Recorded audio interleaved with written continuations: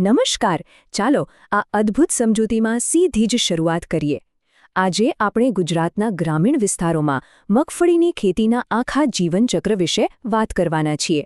પણ આ કોઈ સામાન્ય ખેતીની વાત નથી હો. આપણે એવા અતિ વાસ્તવિક અને જીવંત વિઝ્યુઅલ પ્રોમ્પ્ટ્સ જોવાના છીએ જે આધુનિક AI ટૂલ્સનો ઉપયોગ કરીને ખેતીના દૃશ્યોને એકદમ સિનેમેટિક રીતે રજૂ કરે છે. મતલબ કે ખેતરમાં કામ કરવાનો અસલી અનુભવ સીધો જ સ્ક્રીન પર જીવંત થઈ જશે. તો આ પ્રોમ્પ્ટ્સ ખરેખર કેવા છે? આ વર્ણન પર જરા નજર કરીએ. તે માત્ર ખેતીના શુષ્ક આંકડાઓ કે તથ્યો નથી આપતું, પણ સીધું જ આપણને એકદમ વાસ્તવિક અને સંવેદનાત્મક ગ્રામીણ વાતાવરણમાં ખેંચી જાય છે. વિચારો કે હૂંફાળા સૂર્યપ્રકાશમાં ચમકતા ધૂળના કણો અને વિશાળ ખેતરો પરથી લેવાયેલા ડ્રોન શોટ્સ. આ બધું જ એક એવી ભાવનાત્મક ગ્રામીણ વાર્તા ઊભી કરે છે જે સીધી જ દિલમાં ઉતરી જાય.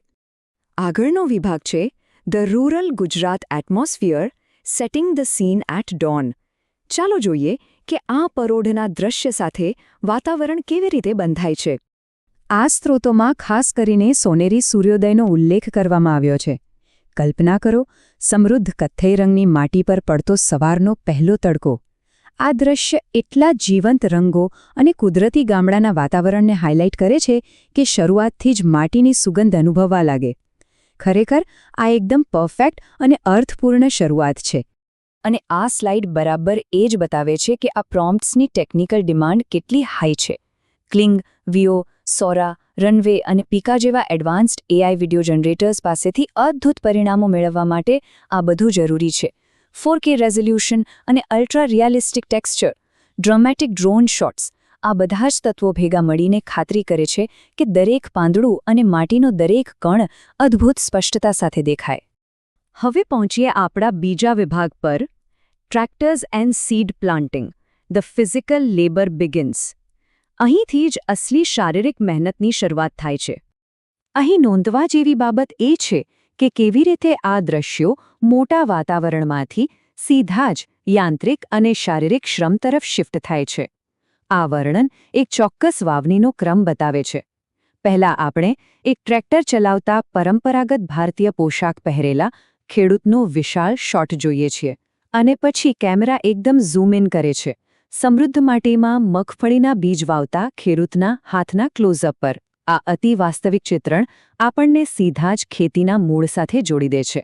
આગળ વધીએ વિભાગ 3 તરફ, irrigation and crop growth, bringing the fields to life. વાવણી પછીનો સૌથી મહત્વનો અને તાર્કિક તબક્કો.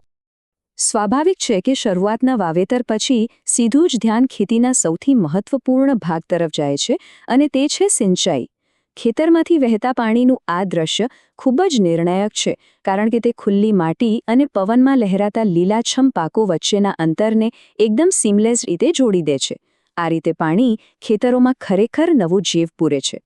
આ ટાઈમલાઈન પર જરા નજર કરીએ.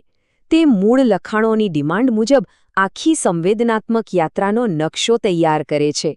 સવારના સમયે વાવણીથી લઈને દિવસ દરમિયાન સિંચાઈ અને છેલ્લે લણણીની મોસમ સુધી.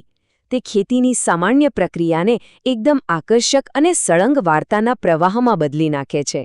આ આખું એક પરફેક્ટ પેકેજ છે. હવે આવે છે વિભાગ 4, the bustling harvest season, dynamic motion and earthy tones. ખેતીના ચક્રનો સૌથી વ્યસ્ત સમય આવી ગયો છે.